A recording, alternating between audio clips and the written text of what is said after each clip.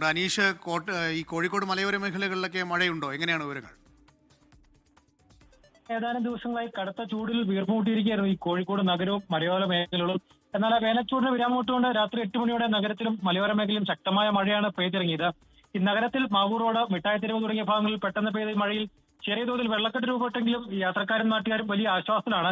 ഈ കഴിഞ്ഞ കുറച്ച് ദിവസങ്ങളായി അനുഭവപ്പെട്ടുകൊണ്ടിരുന്ന ഒരു കടുത്ത ചൂടിന് ഈ മഴയോടെ വലിയൊരു മാറ്റം ഉണ്ടായിരിക്കുകയാണ്. എങ്കിലും ജില്ലയിൽ നാശനഷ്ടമൊന്നും റിപ്പോർട്ട് ചെയ്തിട്ടില്ല എന്നത് ആശ്വാസകരമാണ്. അതുപോലെ തന്നെ കോഴിക്കോടിന്റെ മലയോര മേഖലയായ താമരശ്ശേരി, മുക്കം, കുന്നമംഗലം മേഖലയിലും മികച്ച മഴ ലഭിച്ചിട്ടുണ്ട്. ഈ താമരശ്ശേരി ചുരം മേഖലയിലും സമീപ പ്രദേശങ്ങളും രാത്രി 8 മണിയോടെ തുടങ്ങിയ മഴ ഇപ്പോഴും നേരിയ രീതിയിൽ തുടരുന്നുണ്ട്. ഈ വരും ദിവസങ്ങളിലും സമാനമായ രീതിയിൽ വേനൽ മഴ ലഭിക്കുമെന്നാണ് കാലാവസ്ഥാ വകുപ്പ് നൽകുന്ന സൂചന. ഈ മഴ ലഭിച്ചത് കാർഷിക മേഖലയ്ക്കും അതുപോലെ തന്നെ കുടിവെള്ളക്ഷാമം നേരിടുന്ന പ്രദേശങ്ങൾക്കും വലിയൊരു ആശ്വാസകരമാകും. ഈ നിലവിൽ നഗരത്തിൽ താപനിലയിൽ വലിയൊരു കുറവുണ്ടായിട്ടുണ്ട്.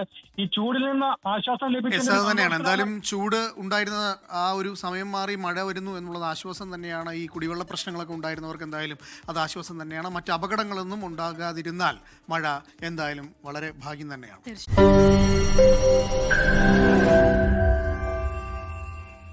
ലോകത്തെവിടെയായാലും ഏത് സമയത്തും 24 വാർത്തകളും ഓഗ്മെന്റഡ് റിയാലിറ്റി പാക്കേജുകളും എക്സ്പ്ലെയിനറുകളും വിശദമായി കാണാൻ ഞങ്ങളുടെ യൂട്യൂബ് ചാനൽ നിങ്ങൾക്ക് സബ്സ്ക്രൈബ് ചെയ്യാം.